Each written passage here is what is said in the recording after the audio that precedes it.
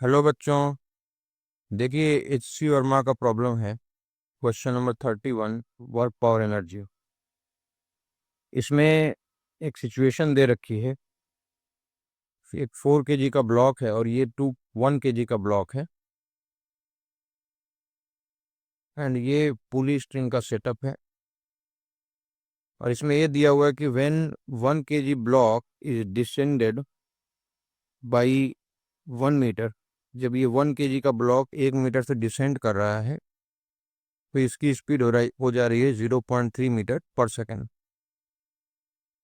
तो हमें यहाँ पर जो 4 kg ब्लॉक और ये सरफेस है उसके बीच में क्या फ्रिक्शन कोफिशिएंट है, काइनेटिक फ्रिक्शन कोफिशिएंट, वो हमें फाइंड आउट करना है। तो देखिए इसमें थोड़ा सा कांस्टेंट रिलेशन यूज करेंगे, स्ट्रिंग कांस्टेंट। देखिए कैसे इस प्रॉब्लम को अप्रोच करेंगे। सो ये दिया हुआ है कि जब 1 kg का ब्लॉक 1 मीटर डिसेंड कर रहा है then its velocity becomes 0.3 metre per second. तो बच्चों अगर ये 1 kg का ब्लॉक 1 मीटर डिसेंड करेगा तो ये पुली भी 1 मीटर डिसेंड करेगी।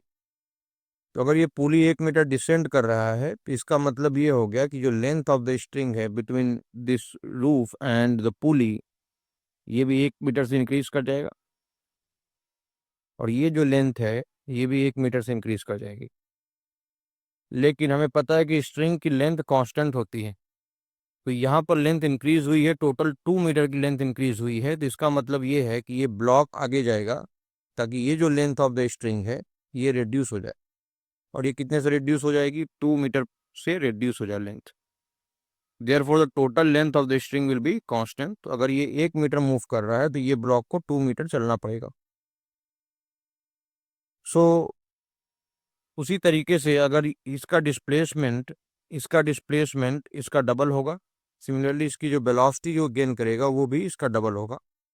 So the velocity of this block after moving 2 meter will become 0.3 into 2, that is 0.6 metre per second, इसका डबल। अब देखिए यहाँ फ्रिक्शन कोफिशिएंट म्यू मान लेते हैं, तो यहाँ जो फ्रिक्शन काइनेटिक फ्रिक्शन लग रहा होगा वो होगा म्यू इंटू एन। तो नॉर्मल फोर्स इज 40, तो this is 40 mu.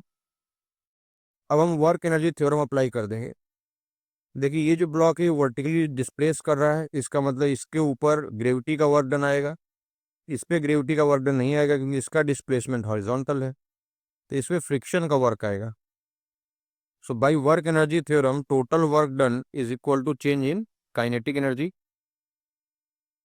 So work by gravity plus work by friction will be equal to change in kinetic energy. और इनिशियल काइनेटिक एनर्जी 0 है तो फाइनल काइनेटिक एनर्जी हमें लिख देनी है delta के की जगह। सो ग्रेविटी का वर्क डन देखें तो this is m g and h. Downward आ रहा तो work of gravity will be positive. और यहाँ देखिए डिस्प्लेसमेंट और फोर्स अपोजिट डायरेक्शन में है तो work done will be minus F into S. So the friction force is -40 mu और डिस्प्लेसमेंट है 2 के नेगेटिव वर्क आएगा। एक्चुअली प्लस ही किया है लेकिन वर्क नेगेटिव है। और काइनेटिक एनर्जी लिख लेंगे तो हाफ एम वी स्क्वायर। इस ब्लॉक की एनर्जी लिखेंगे तो हाफ एम वी स्क्वायर। इस ब्लॉक की एनर्जी लिखेंगे तो हाफ एम वी स्क्वायर। अब इसको सॉल्व करते हैं तो ये हो जाता है 10 - 80 म्यू इक्वल टू 0.765। और इसको जब सब्ट्रैक्ट कर दें so mu will come out to be 9.235/80, that is approximately 0.115। इसकी अप्रॉक्स वैल्यू हो जाएगी 0.12। So the coefficient of kinetic friction between block and this surface will be 0.12। Thank you.